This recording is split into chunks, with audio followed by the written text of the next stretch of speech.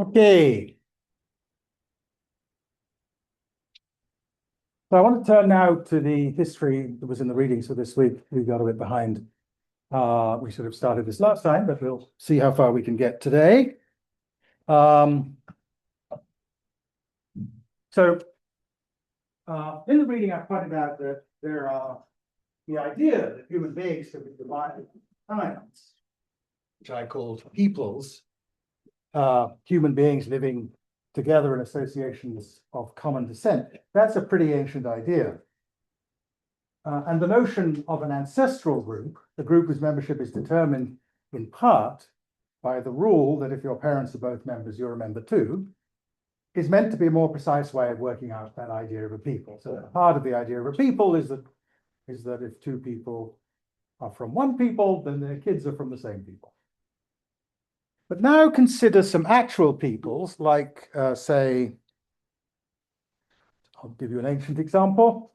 The Greeks or the Trojans in the Iliad of Homer, a poem which some of you may have read about a great conflict in the Eastern Mediterranean in the 11th or 12th century before the Common Era, in which a great warrior, Achilles, leads a battle, is the leading hero in a battle led by Agamemnon against Troy. Now, the Trojans and the Greeks have members beyond those who would be included by the rule of descent.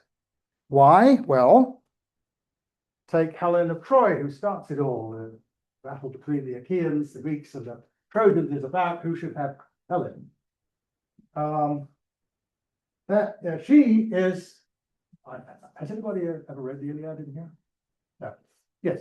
Do you remember who her father was? Zeus, king of the gods.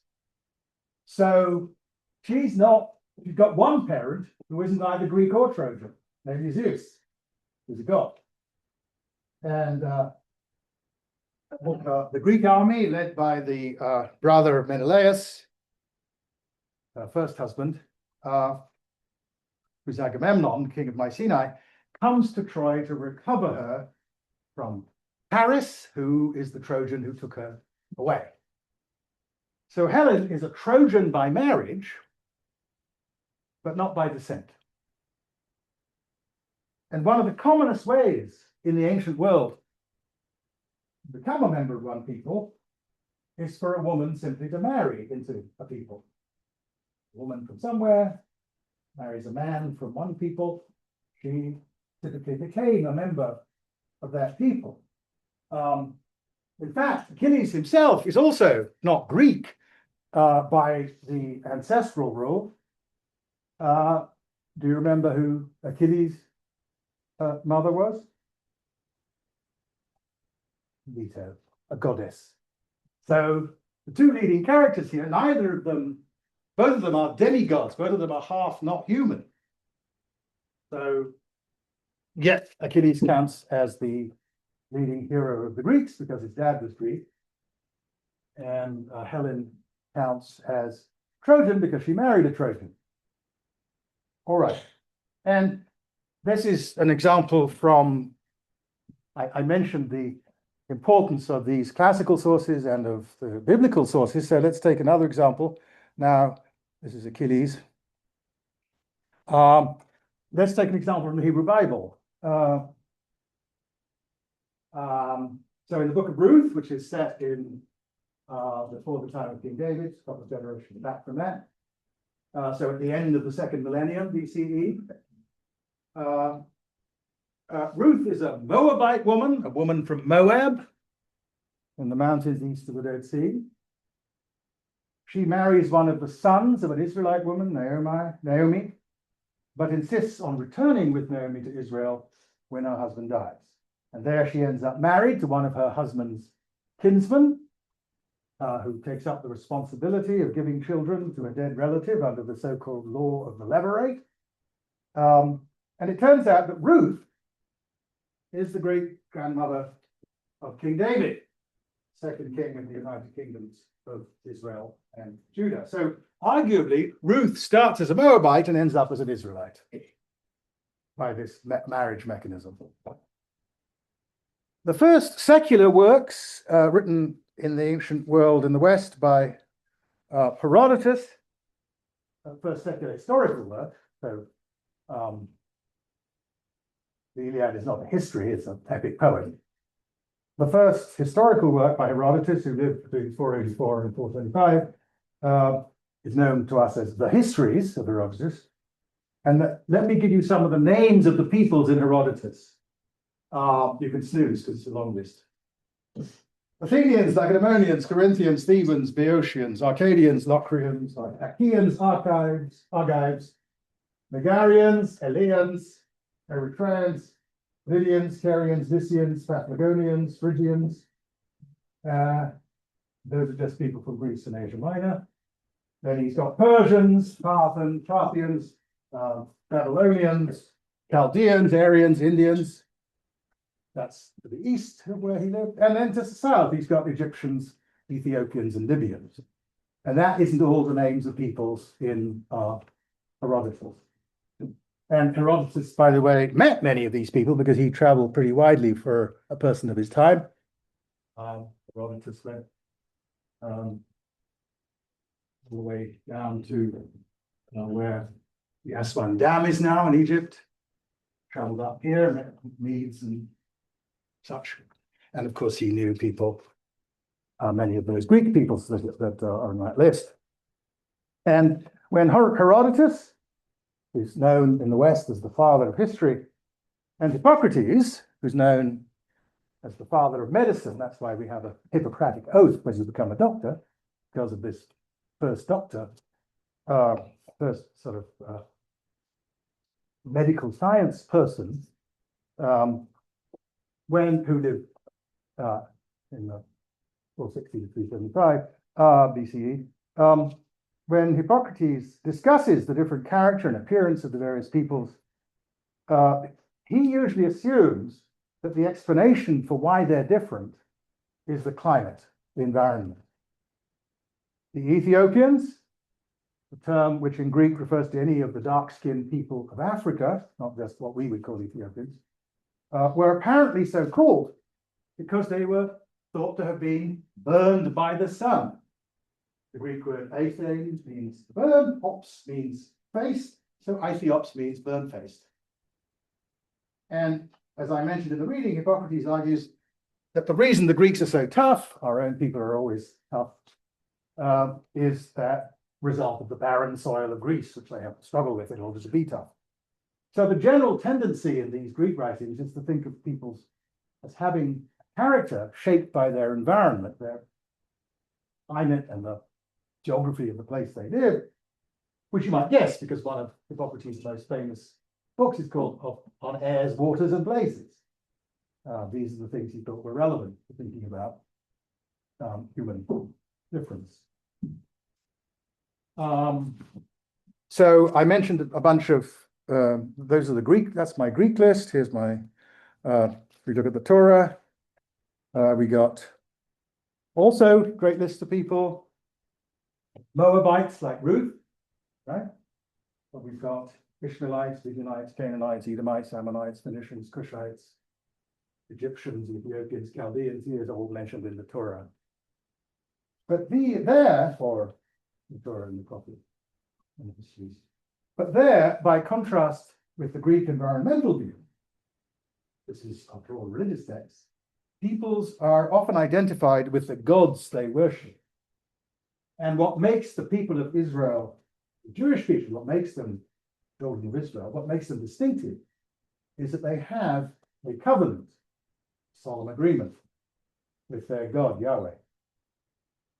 And in fact, the first commandment, those famous 10 commandments that they like to put up in courthouses in Texas, the first of the 10 commandments says, you shall have no other gods before me. That's the first commandment. This is a picture from the Sistine Chapel in Rome. And the deal is, you have no other gods before me, and I'll look after you, I'll protect you. But the covenant is made first with Moses and then with Abraham and the descendants of their peoples, so that the covenant is defined with a group defined by descent. The children of Israel literally means the descendants of Israel, a particular person, which of course is the name that Abraham's grandson Jacob is given after besting an angel in a wrestling match. And the covenant is then said to be with the children of Israel, as I said, which means people descended from him. So educated people in Europe in the early modern period, beginning around the time that the great European voyages of exploration happen, Marco Polo travels from Venice all around the world. Somebody we've all heard of around here, Christopher Columbus, Genoese, who traveled on behalf of the King and Queen of Spain.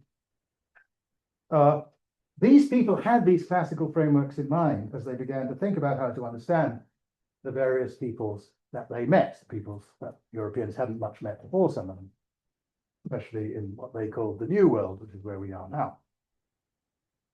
You can see these materials being put to use in the plays, in the Renaissance plays of perhaps the two most important English Renaissance playwrights, Christopher Marlowe and who's the other one?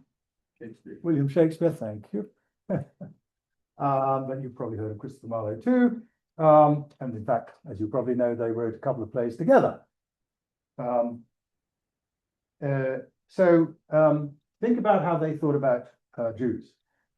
Jews were officially expelled from England in 1290 by Edward I, and Jewish religious practice was not permitted. But there were a few people of Jewish ancestry in Elizabethan England.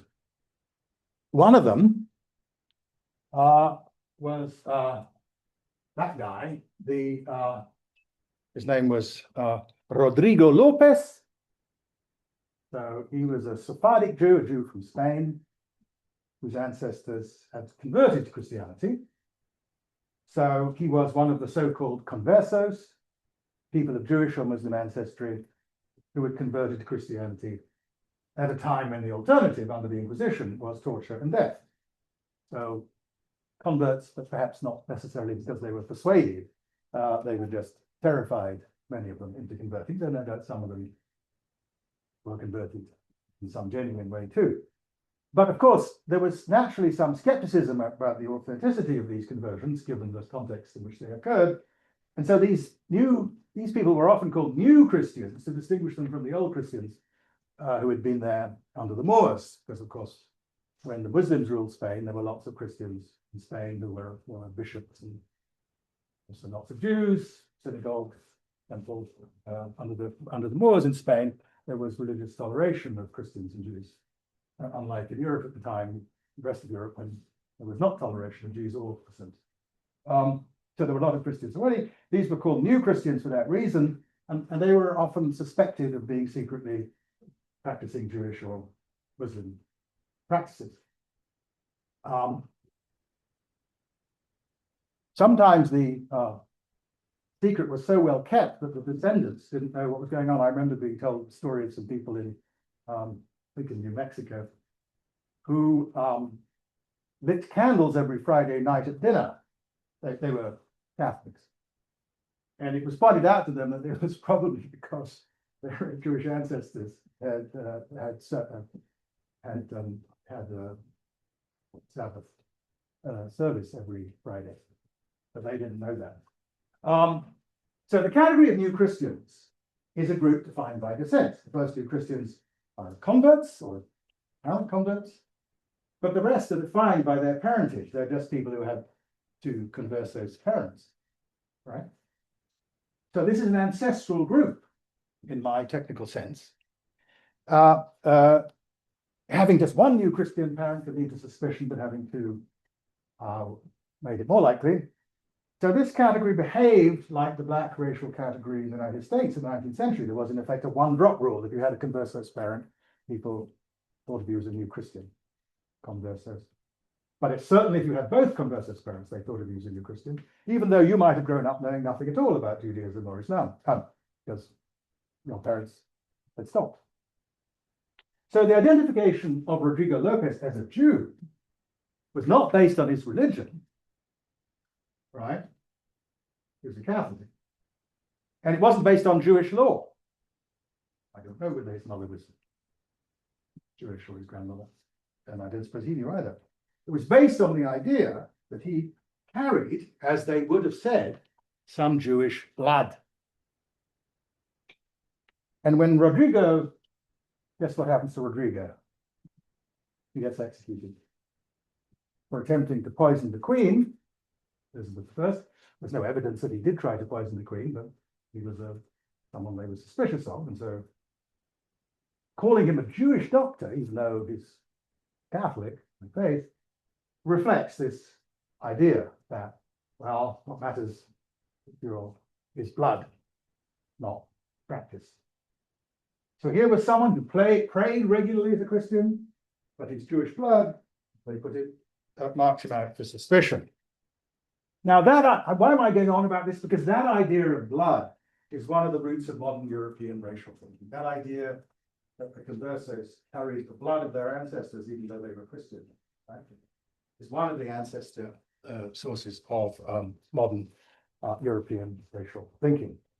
Because to speak of blood is just to express the idea that the category is a matter of ancestry, right? And it suggests that there's something physical, something in your body that comes from your parents that makes you what you are. So this is different from just descent as a criterion, because, and it's different from a religious notion of identity, where what makes you practicing something. But it's not quite yet I think, the modern notion. Why? Well, one reason, which is very evident in The Jew of Malta, it's one of Christopher Marlowe's plays, is that whatever stereotypes are being drawn on, whether it's Shylock in Shakespeare's Merchant of Venice or Barabbas, as he's called, this guy in The Jew of Malta, there's no commitment to the idea of the inherent badness of the whole group of people of common blood, of the whole race. Barabbas in this play, and Barabbas, those of you who were raised with the New Testament will know, is named for the criminal who was freed on the eve of Christ's crucifixion instead of Jesus, so that's a bad name. But Barabbas, nevertheless, these dramatists often make points that seem deeper than the society around them. Barabbas makes exactly the right point. He says, so some Jews are wicked, but say the tribe that I descended of, my ancestral group, were all in general cast away to sin. Shall I be tried by their transgression? Or make it scan. Shall I be tried by their transgression? So Marlowe allows Barabbas to insist that for moral purposes, he should be treated not as a member of his tribe, not a member of an ancestral group, but as a person, as an individual. And this is the point the reading makes in considering another interesting character in Renaissance drama, who's important, I think, for the history of thinking about race, which is Caliban in The Tempest. Maybe some of you have seen The Tempest. Despite the fact that the word race is actually used of Caliban by Miranda, she says, "thy vile race," once in the play. I mean, it's the only time it's used. He's to be judged as an individual. And that is what Anton Wilhelm Amu was allowed to do later. Still, he was allowed to be judged intellectually as a black, not as a black person or as an African, but as a person, right? The point of the experiment of educating him is they're not assuming that black people can't become professors of philosophy. They're curious as to whether they can.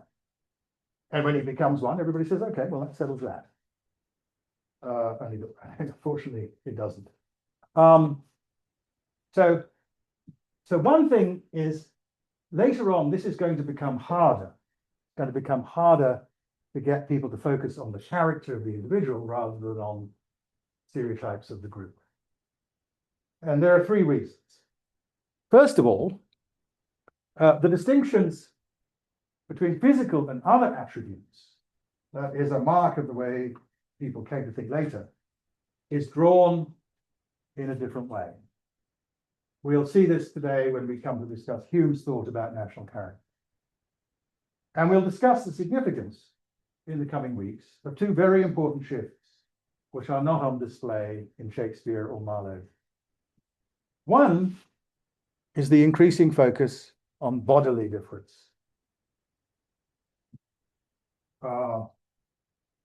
Which shifts from vague talk of blood to biology, to genes, from the 18th century into the 20th century. But that's only possible because the human body is increasingly thought to be the subject of the same science as other organisms, biology, with the invention of the very idea of biology. I don't know if I mentioned this in the reading. Does anybody know when the word biology was coined? I don't want to guess.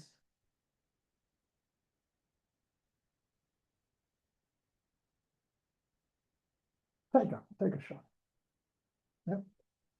Well, it's first coined, I think, in German, that's Biologie, and it's in 1800. Before 1800, there's no biology because there's no word for it. There's no science biology. You don't have science without thinking. So the idea that the ancestral group should be thought about in biological terms, that's a new thing, and it isn't there in Shakespeare, it isn't there in Marlowe, it isn't there in the treatment of Anton Wilhelm Hamu. The second transition, which hasn't occurred by the time of the Renaissance, it doesn't occur until really a little bit after the Enlightenment, actually. And that's what you saw in Matthew Arnold and equally 10 in readings. It's the conviction that the science of biology captures the really important differences between kinds of people. It's not just that it captures some of them, it captures the ones that matter. And that from every form of difference between groups, between peoples, including for Arnold and Taine, differences in their poetry and their novels and their literature, right? Taine is writing a history of English literature. Matthew Arnold is arguably the first great British literary critic, and he's writing about, in Culture and Anarchy, his most famous book, he's writing about the culture of the civilization of Great Britain, and in his lectures at Oxford as when he was professor of poetry at Oxford. Professor of poetry at Oxford is the only professorship at Oxford which is you get to be elected to be professor, but that's still true today. The Masters of Arts, the MAs of the University of Oxford vote to pick a poet, and they picked Matthew Arnold, good choice. And what he chose to lecture on while he was professor of poetry was the poetry of the Celts, Welsh and Irish poetry. So those lectures are called On Celtic Literature. All right, but in that book, as I quoted, and as you can find more of in not just in the lectures on Celtic literature, but in Culture and Anarchy, in that book, he's always using biological language to talk about the groups, the Celts, the Germans, the Saxons, the different peoples he talks about, Anglo-Saxons, and so on. So increasingly, it comes to be thought by the end of the 19th century that these biological differences between groups help to explain differences in things like poetry. And then, as I said in the text, there's a third first important point. It's not just difference, it's hierarchy. When in the responses to Amu, they're saying you come from a noble history. You come from the place that St. Augustine came from. The Italian town, Africa. The Italian came from, right? These are great fathers of the Christian town. By the end of this process, there's a hierarchy with, it's of course familiar, this hierarchy, with whites at the top and blacks at the bottom. And the process with other people, Asians, Native Americans in between somewhere. And the process by which that happens develops in parallel with the fact that black people came over the course of the 18th century the objects of the vicious commerce of the Atlantic slave trade, appalling treatment as enslaved people, both in the transit and the Middle Passage from Africa to the Americas, but also, of course, on the plantations of the Americas and in the households of the Americas. And then, second, again, proceeding through this period, the Africans become the subjects of European colonial empires, which deprive Africans in particular of collective agency, as African states are increasingly conquered and taken under control by mostly Britain, France, Portugal. Though there are French and Dutch colonies as well. All right, so that's why I think the stuff I've been talking about, I talk of blood and so on, it's the beginning of this process, but none of this process is completed. None of this process is completed by that time. It happens gradually over the next couple of centuries. This slide will be available to you on the website soon, so you don't need to worry about its contents. Now, in the early accounts, just to go back a bit in history, in the early accounts of West Africa, European accounts in the 14th century, people talk about Mansa Musa in West Africa, Prester John in probably Abyssinia, Ethiopia, somewhere like that. They're not sure exactly where he lives. These people were the subjects of very respectful speculation.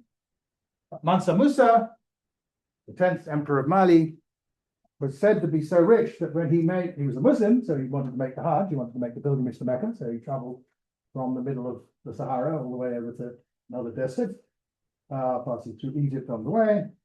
And he brought so much gold with him that economic historians say that it led to massive inflation in the Eastern Mediterranean because of the role of gold in, so the price of gold collapsed because he brought so much of it with him. That Hajj, that pilgrimage had a big economic consequence.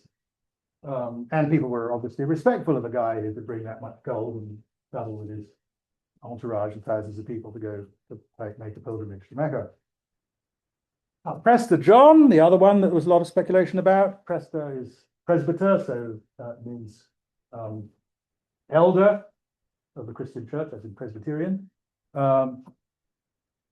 Prester John was thought to have been a holy Christian priest king of great wealth also, who had ruled wisely and had tried from his base in Africa to save Jerusalem from the Saracens, that is from Muslim takeover, which of course failed. As late as the end, so this is early on, but as late as the end of the 18th century, very close to the end of the 18th century in 1799, Mungo Park, the Scottish explorer, wrote in his travels in the interior districts of Africa, performed under the direction and patronage of the African Association in the years 1795, 1796, 1797. They had longer titles of books in those days. He says, whatever difference there is between the Negro and the European, in the conformation of the nose and the color of the skin, there is none in the genuine sympathies and characteristic feelings of our common nature. That's not hierarchy. Through the course of the 19th century, sympathetic portrayals like these become rarer and rarer. And I think there's a connection, myself, and many historians do. So, and I'm not a historian, so you should trust their judgment rather than mine, that this has to do with the fact that these shifts are occurring in parallel to the rise of the slave trade and European colonial empire.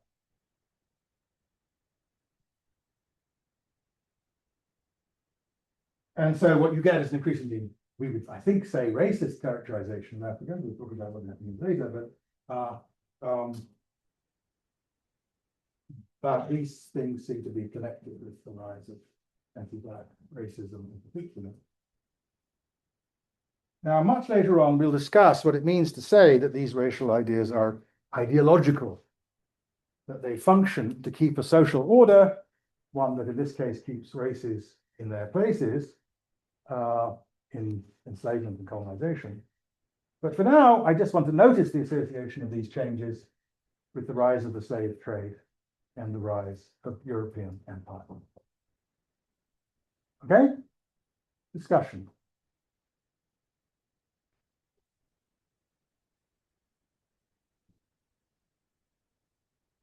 So I'm trying to persuade you that all this is not yet there in Shakespeare or Marlowe or in the professors who congratulated Anton Wilhelm Amu on his dissertation. This is something that develops later. The idea that, as it were, racism is the obvious and immediate response to strangers is not right. And that the respectful discussion of Mansa Musa and Prester John and so on reflects a different set of assumptions from the ones that come to be common by the end of the 19th century. Okay. I think one reason this is important is because if you don't have to have, if there once weren't these ideas, then it's possible that we could live again in a time when these ideas went away. It's possible for people not to think like this. Then even if most people do think like this at a certain point, it doesn't mean they're going to think like this forever. Change their minds for various reasons. And that's a hopeful thought, I hope. All right. Good. No worries, no questions? No? Yes. So the people or Spanish Catholics, like you're saying that their Catholicism died, but took a lot Yes. changes of faith. Yes, I mean, I don't mean that it was ever part of official Catholic teaching. It was never part of official Catholic teaching. And indeed, some of the first people to resist, especially in the New World, sort of racist ideas, especially about Native Americans, were Catholic priests like Las Casas. So I didn't mean to, but I'm talking about sort of social life and everyday practice.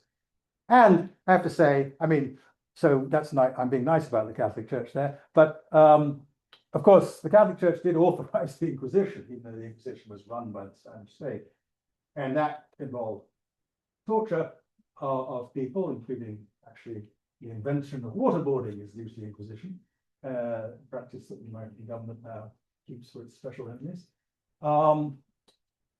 That sort of skepticism about new Christians shows up in the practices of the Inquisition, which was more likely to be skeptical about the Catholicism of someone whose grandparents were Muslim or Jewish than they were about someone whose grandparents were Christian. Yeah. Yes. You talk about the English, because the English expels the Jewish before this. Right? Yes, yes, very early. So could you talk a little bit? Well,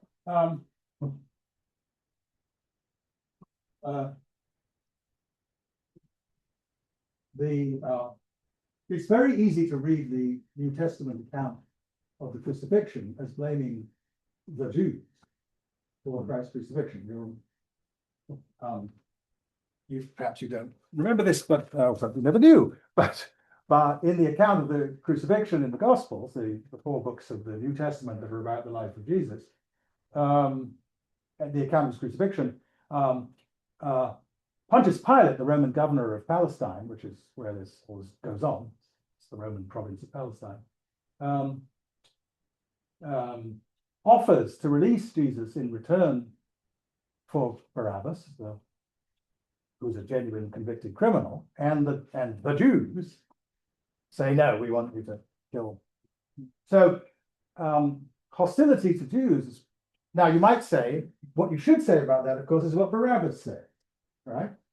So suppose a whole bunch of bad Jews in Jerusalem in the 1st century did that. What's that got to do with me? Right? You can't even prove I'm descended from those ones. And maybe I'm descended from a Jew who wasn't from Jews who weren't in Jerusalem on that day. But because of the way people actually think, once you've got that idea in your head, of course, it's natural it's human, if horrible, to start blaming all of them. So Jews are not well treated in Europe as it becomes Christianized. I mean, much of Europe is still pagan until, you know, roughly the time of Charlemagne, so the 9th century, 8th century. And I mean, Charlemagne's first big job was to convert the Saxons to Christianity, which he did by killing a lot of them and threatening the others. Then he succeeded. Well, his line, the Carolingian kings, succeeded in beating back the Muslims who were about to enter France and take over the whole of Western Europe at one point. And at the Battle of Poitiers, they were pushed back. In that area, in the Carolingian Empire under Charlemagne, let's say, there was not religious toleration of either Jews or Muslims. So I don't remember the story of what happened under Edward I. I don't remember what the excuse was there. But Christian princes kicking out their Jewish populations was pretty routine. It was more for a religion perspective and how it would align with beliefs rather than a race. So one question is this anti-Semitism, which we think of in racial terms, or is it anti-Judaism? It's hostility to Jewish religion. Clearly, it involves anti-Judaism. Judaism is a false religion. There are religions before the Reformation, so all the Christians in Europe are one denomination, they're all Catholics. And they have this false belief that Christ isn't the Messiah. They invented the idea of Messiah, but then the Messiah came and they ignored it. So they're wrong about something very important. So yeah, that would be, but that doesn't, I don't think that fully accounts for it. Another reason why Jews were especially badly treated is the following. It's a complicated story, but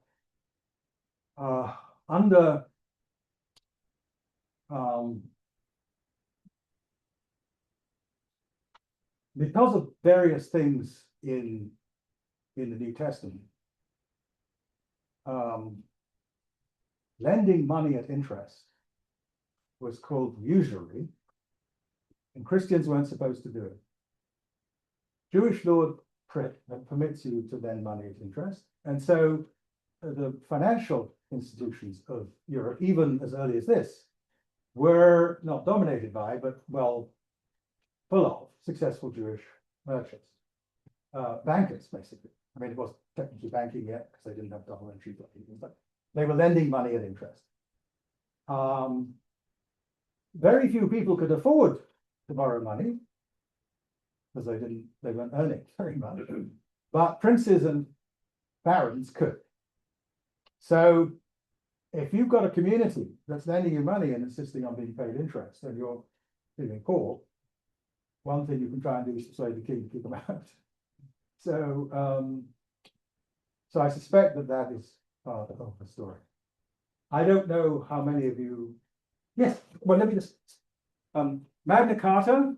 Have you heard of Magna Carta? It's a document in the 11th century which sets out the relationship between the monarch and the aristocracy. It doesn't say anything about ordinary people, but in that there's a lot of references to the Jews and loans from Jews and what we must do in the various circumstances with loans from Jews. So Jews are identified. Most European Jews, especially in the East, were very, very poor at this time.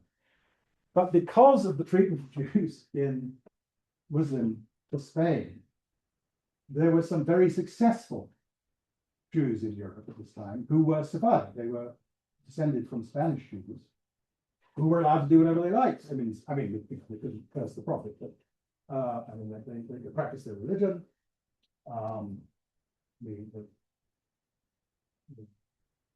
The emir, also the Caliph of Cordoba, had a Jewish chairman of his medical council, rabbis all over the place, and so on. So it was a good place to be Jewish at that point in Europe. It was probably the best place in Europe to be Jewish. And that was where, and so some Jews did very well there. And they're the origins of the European banking tradition, Jewish banking tradition. But, I mean, Maimonides was arguably the greatest Jewish philosopher of the period, was a Spanish Jew. Yes, I got good. one of them is I just noticed in both the version of Venice, there's almost sympathetic kind of like the fact that they both wrote for their Jewish characters, kind of like some self-advocacy. I don't really know what to make of that, because Well, I think, first of all, you should make of it that, literary figures with great imaginations are sometimes more, deeper thinkers than the average random society. Also, and this happens with, we haven't talked about Othello, who's not a special representation of the spirit, but Othello, also is, and Othello is a Moor. Now, that means various things, but one of the things it means is Muslim. Now, he's Christian convert. So he's black and Muslim, I mean, originally. Now he's Venetian and Christian, but that's the background. And he gets some on the lines, and I think we end up sympathizing with him because he's abused by Tiger. So, in these plays, yes, sympathetic. On the one hand, you get represented the hostilities to Christian. And on the other hand, which is the to do the play right. It's a hard way to watch.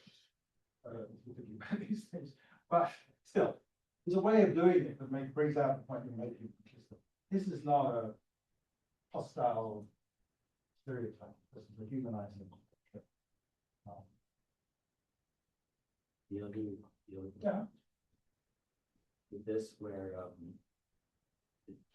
the shift in thinking in like modern Europe, if it was straying away from like if it was going towards biology, right, and like actual bodily difference, it kind of seems like anti-Semitism have gotten worse, just with the Holocaust, or like regardless of there like stuff happening that was like more about them being Jews. It didn't like. I mean, I think I don't know. You know, there are places where it was okay to be Christian spirit.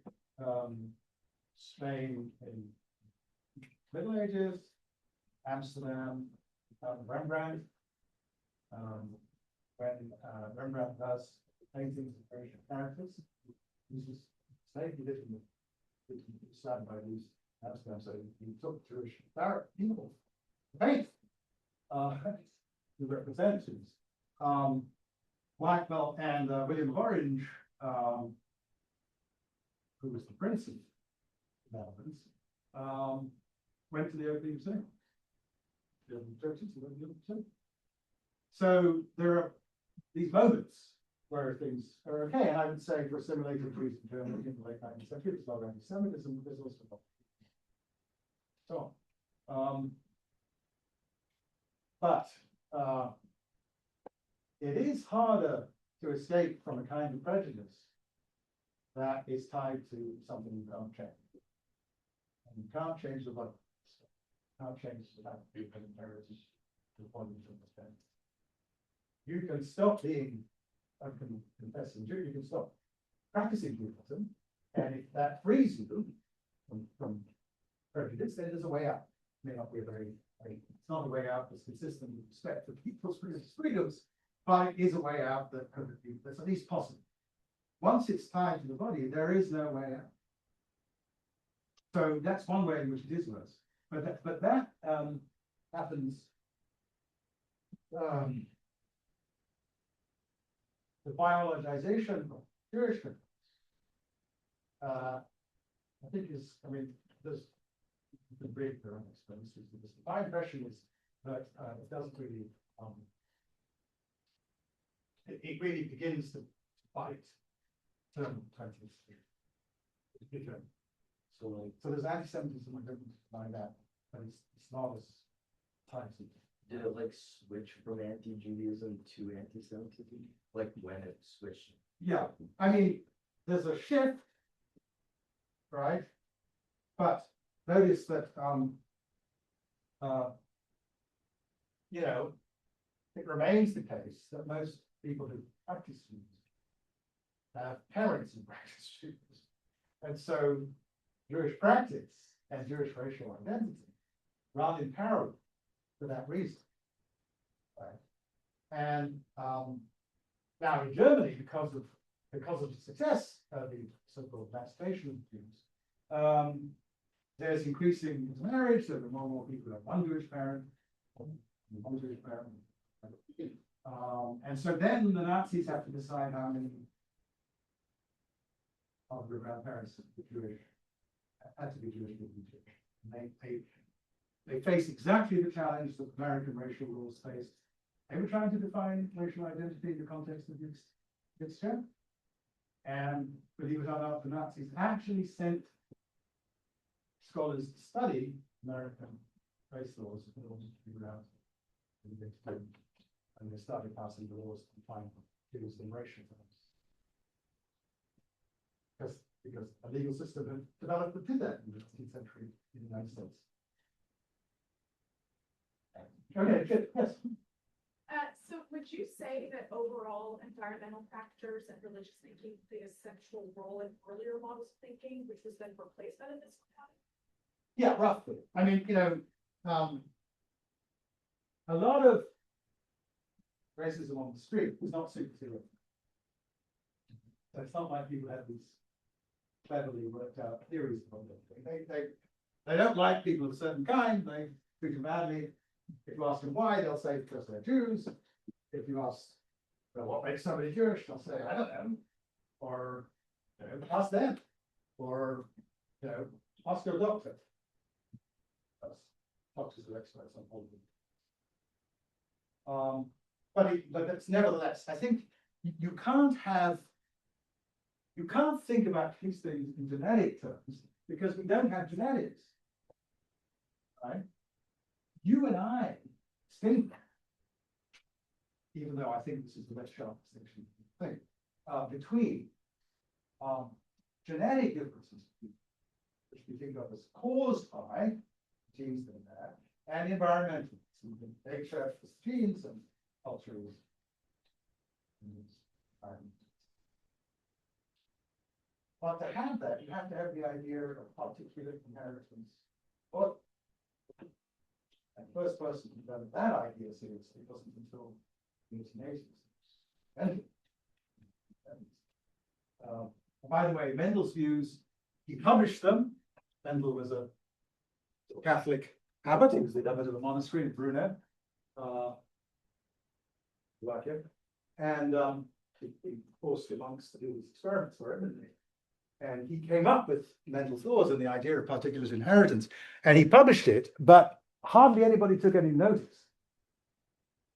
So that Mendel's laws were actually not really widely understood by biologists until the 20th century, when an American biologist, the man who got the first Nobel Prize in medicine, name I forget, rediscovered them all. And Mendel did his experiments with peas, Pisum sativum, that particular species of pea, and but Morgan, his name was, did these experiments with fruit flies, Drosophila melanogaster. Melanogaster means black-bellied, so black-bellied Drosophila.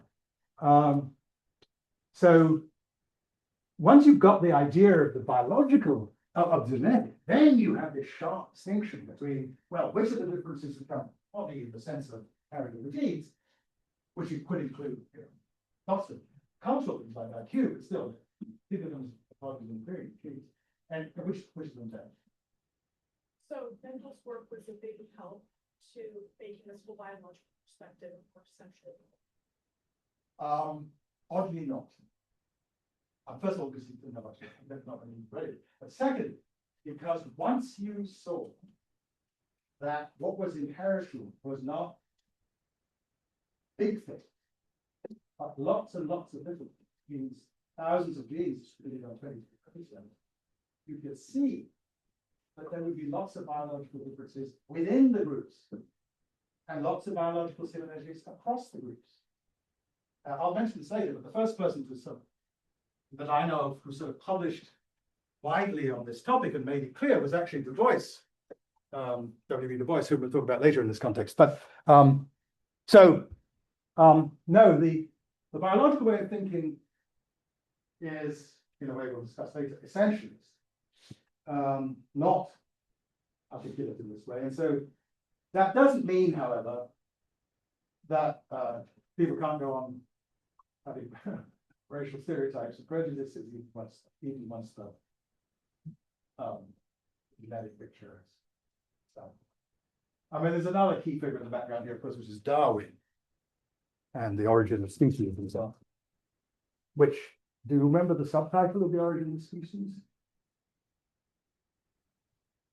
Struggle. Yes. No, that you wrote about that too. But, no, it's called, I forget exactly how it goes, but it's something like the struggle of favored races. Now, by races there, he does not mean what we're talking about, it's biological kind. But still, the word race does occur in the subtitle of the origin of species. All right. Hume. I'm only 50 minutes behind by now. Hume. All right.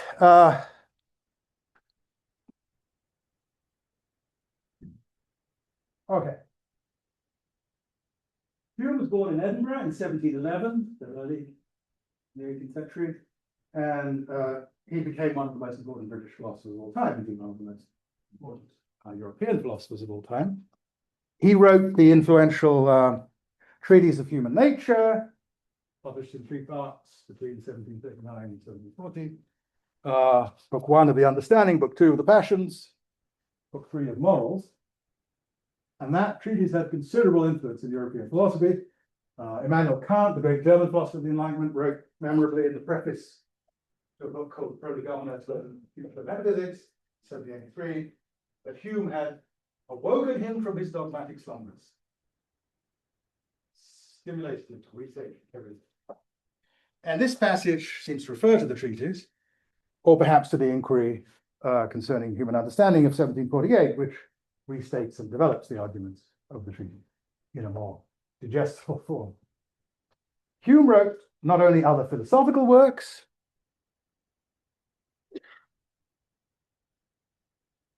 but also a 5-volume history of England and many essays, including the one you read for this week from National Character. Now, this is an important essay for our purposes because it reflects the ideas of a thoughtful, intelligent, very intelligent, well-educated European thinker.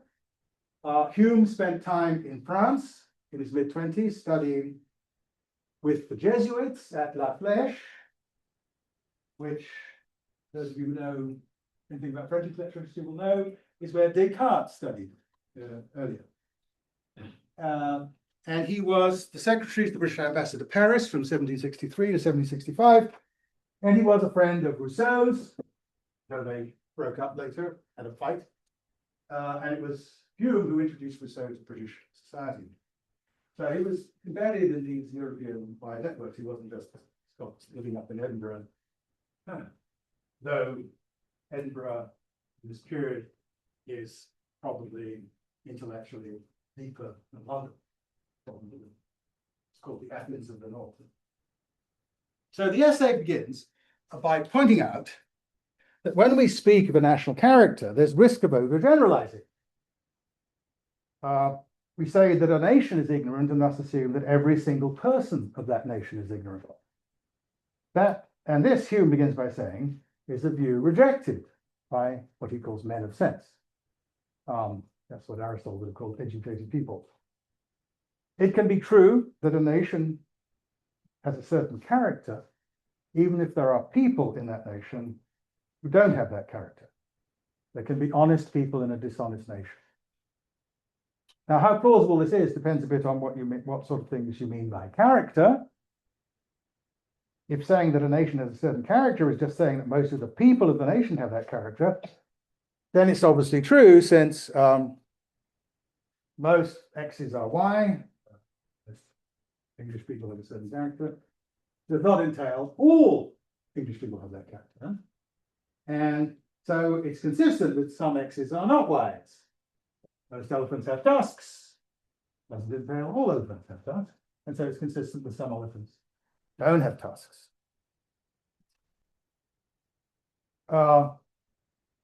And in case you think, why am I, remember, unfortunately, one of the practices of poachers is to remove the tusks of elephants. And there are elephants with tusks, unfortunately. Now, one natural way to express a claim about national character is in the form of what linguists call a generic statement. A generic is X's are Y or the X's are Y. Tigers eat people. Republicans like Trump. That's a generic. Democrats don't much like Trump. That's also all right. Many of the things that Hume says in his essay in a generalizing way about peoples are in fact generics. So he says the French, Greeks, Egyptians, and Persians are remarkable for gaiety. The Spaniards, Turks, and Chinese are noted for gravity and a serious deportment. Spanish jolly, Chinese serious. I think my favorite generic of Hume's is the ancient Greeks seem to have been much addicted to the bottle. So many of the ancient Greeks were alcoholics. But he doesn't say many of them. He says the ancient Greeks. So it's a generic. Now he knows that not every ancient Greek was an alcoholic or addicted to the bottle, so he wouldn't say all of them. So he uses a generic. And in fact, in the opening paragraph, Hume makes the point about the compatibility of generics with counterexamples. With another example, he says an Englishman will naturally be supposed to have more knowledge than a Dane. There you are. Though Tycho Brahe was a native of Denmark. Tycho Brahe was one of the great astronomers of the scientific revolution. Okay, these points about generics are important, will be important later. So just as it were, recall that the key points, which are that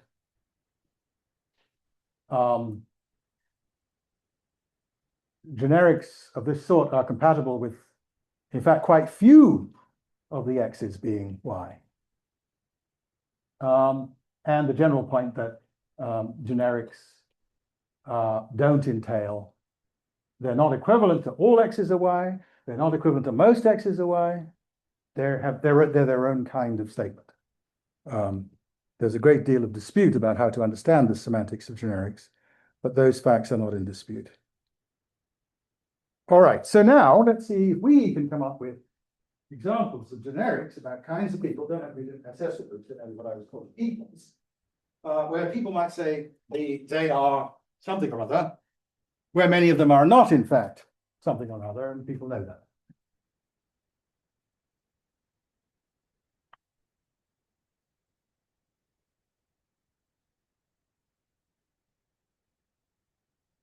Struggling?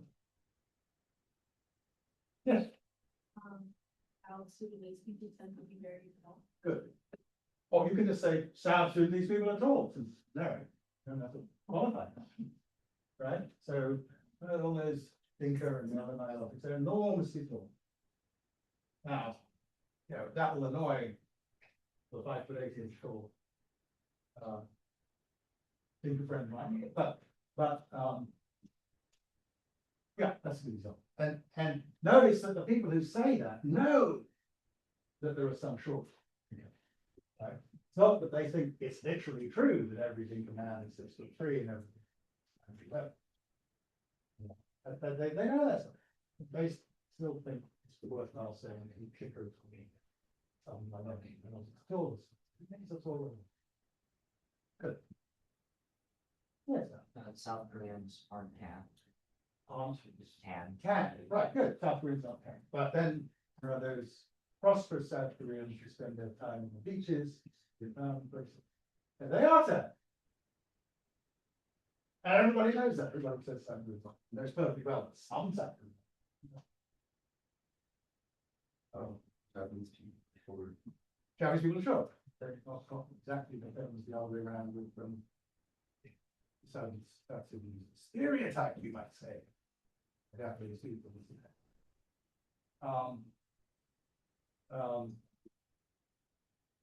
It's actually an interesting example of laser purposes because if you feed Japanese people the same diet as Europeans, their average height is the same.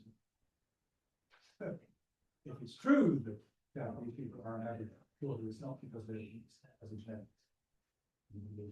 Yes, Oh, French people are arrogant. French people are arrogant. Well, that's true. But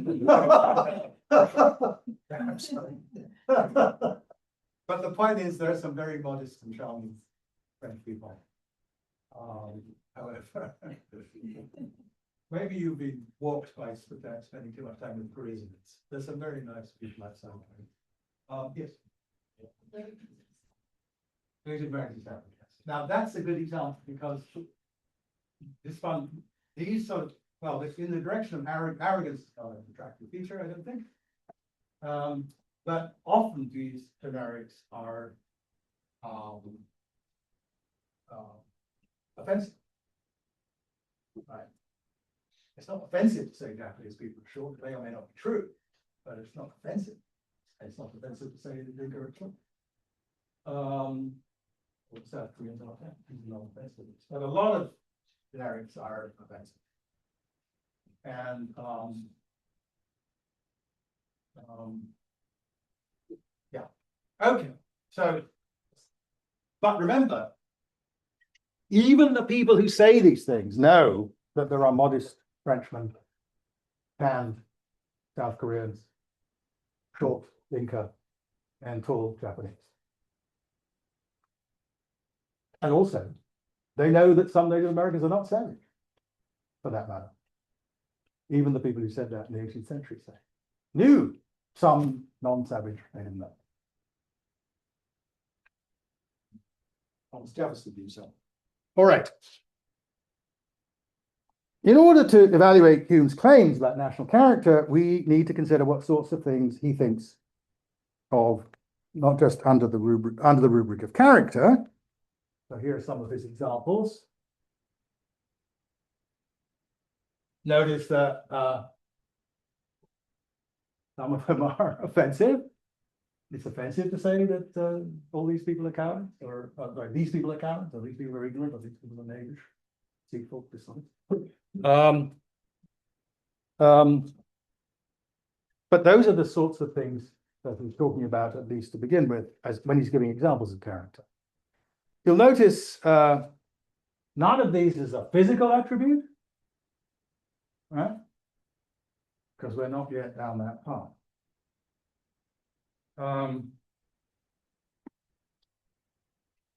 So nothing about hair and skull and skin, the sort of things that people talked about a lot when they started thinking about character later on.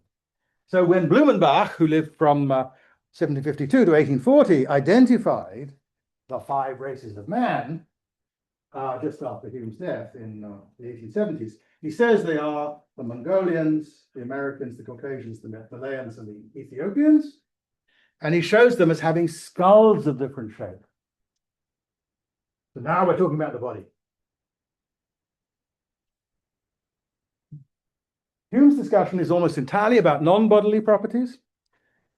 So that's what he means by character. What about nations? Well, he begins with these examples of nations, so that these nations all still exist. But as we'll see,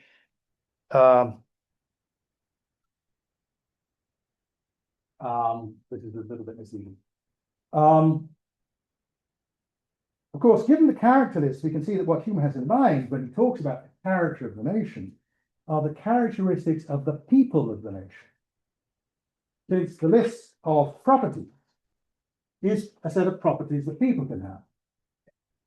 And in fact, Hume goes on pretty immediately to say that, quote, a nation is nothing but a collection of individuals.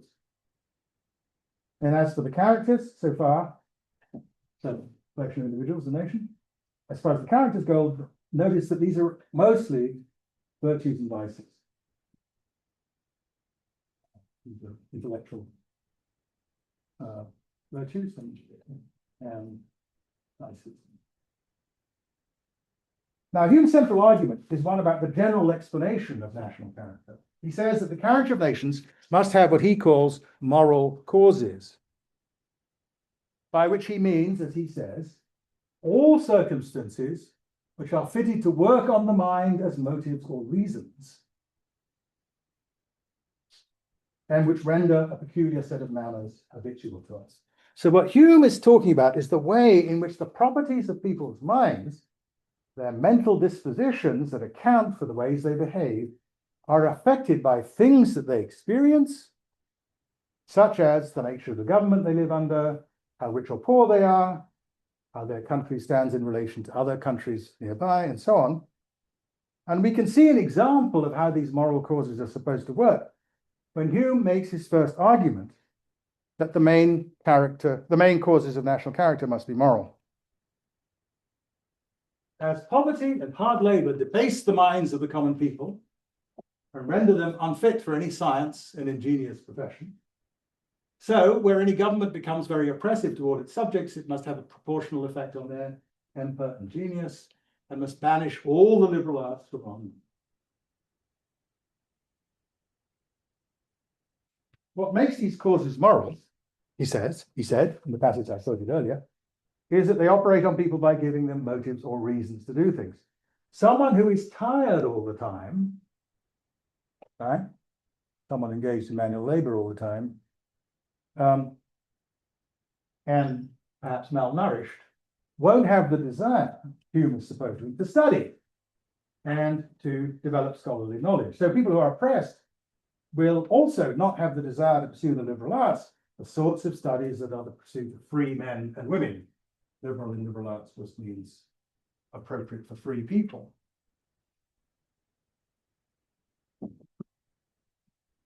If you're oppressed, you have reason not to study the liberal arts. They're only worth studying if you're free. If you know you're not going to be free, why study them?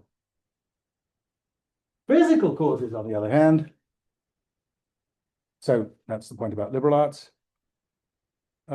Physical causes, on the other hand, are also circumstances external to the person, qualities of the air or the climate they inhabit, Hume says, but they affect the way they are likely to behave by shaping the human body, physical characteristics of the person. And in the English of Hume's day, complexion doesn't have to mean skin. It can just mean natural disposition. And temper can just mean characteristic state of mind. So it's clear that he believes that the characteristic state of mind is the result of something bodily or physical, or can at least be affected by bringing about changes in the body.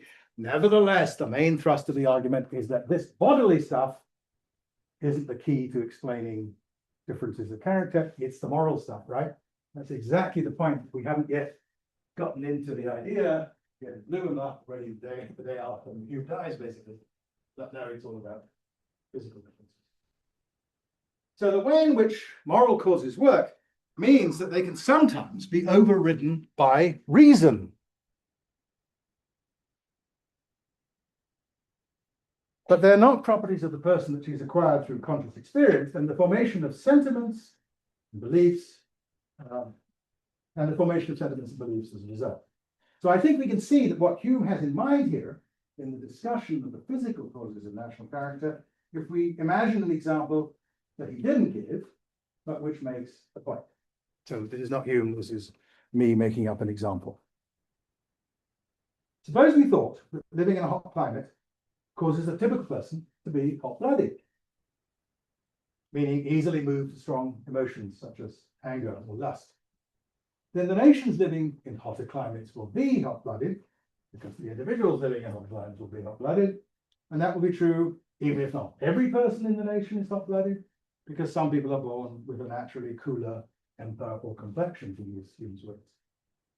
It's precisely because he didn't think this sort of thing happened that Hume didn't think there were important physical causes of moral character.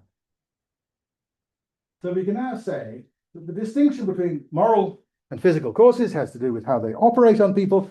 Moral ones operate by giving them or denying them reasons to do things. Physical ones operate by changing the body directly and changing dispositions to behave as a result. Notice that in Hume's way of thinking, he's assuming that if you put people in the same moral and physical context, they will usually respond in roughly the same way.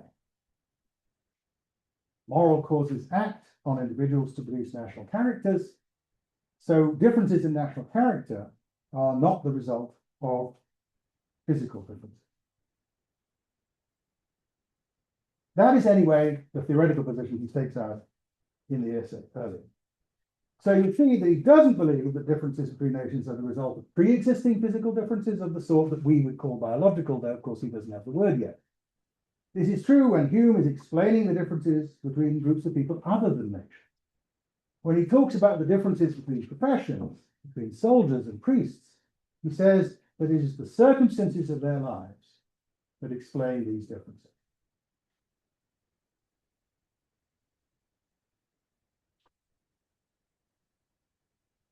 I think I'm going to stop there and give a couple of minutes just for you to ask me questions about this, and I'll finish up in quickly as I can next time. Yeah. Did you believe, like what physical, change? What? Feel healthy this happening? Well, does he give any examples? Like work, like labor? Okay, that's all. That's not moral. Well, it operates both morally, I mean, work, right, your body, but it also affects moral things, because work gives you reason. So almost any real context is going to have both physical and moral features. He's just saying that the important points for the purpose of understanding the difference between characters are the moral reasons. So he did believe it's just moral. In the case of national character, basically, yes. All right. As I say, I've got a little bit more to do, but very much so. Do get ready for next week's reading for Wednesday, because we'll get into it at some point on Wednesday.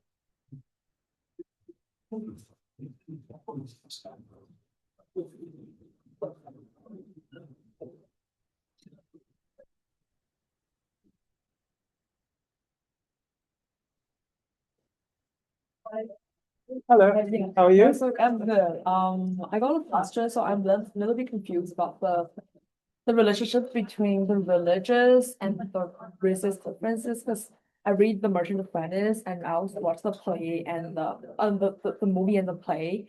So so if there's like causation between the races and then the religious hierarchy, because in the movie we can see like Christian Antonio, he is white guy, and the Black Sherlock is it's Jewish, and it's like in the movie, yeah. Yes. Yeah, so I'm wondering what is the relationship here? So the main point about so it's even clearer in Othello. In Othello does have black skin. Yeah. He's an African. But people's attitude to him, apart from the bigot Iago, are attitudes to his character, what he's like. Same with Shylock. To the extent that Shylock does anything bad, Yeah, it's not because he's racially good. okay, It's just his own, it's his character. yes, So, and it wouldn't have occurred, I think, to anyone in Shakespeare's time that you could explain why Shylock behaves badly yeah, by saying there's something about Jewish biological inheritance. It just wouldn't. That wasn't one of the thoughts they would have had. okay, yeah, Okay, yeah, get it, okay. thank you. So, First off, I didn't make you like you. thank you. You're great lectures, but so I wanted to ask about Hume, what he's doing. Would you say that's almost like a proto-sociology? Like, Yes. of course, it's like very much a moral philosophy, but it's Yeah. the way it's moved. Yes, and in fact, there's a lot of that in its history of England too. There's a lot of trying to explain why things are the way they are, happen the way they happen through looking at sort of social. I mean, you know, the word sociology is a late 19th century coinage, and the first official sociologists are actually mostly come out of economics and philosophy. So Weber,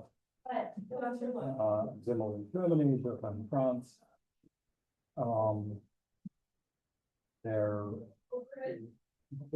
topical, though Weber starts out as economy. Zimmel is really amazing. So it's really only, So more amazing. The more amazing philosophy. yes, I mean, his most famous was called Philosophy of Money. I mean, there's a lot of changes going on in this period in Germany in terms of the creation of departments, the creation of chairs, the renaming things. Economics is divided between, there's a big so-called Methodenstreit, struggle over methods, between the so-called older about how to proceed, and this is the period when economics starts being much more mathematical. In the early 20th century. So that springs off a different direction from the old political economy, which does not have a lot of that. You say old political economy doesn't have much methods? Yeah, if you look at Mill's principles of political economy, it's sort of conceptual. It's not a lot of probability. Not a lot of math.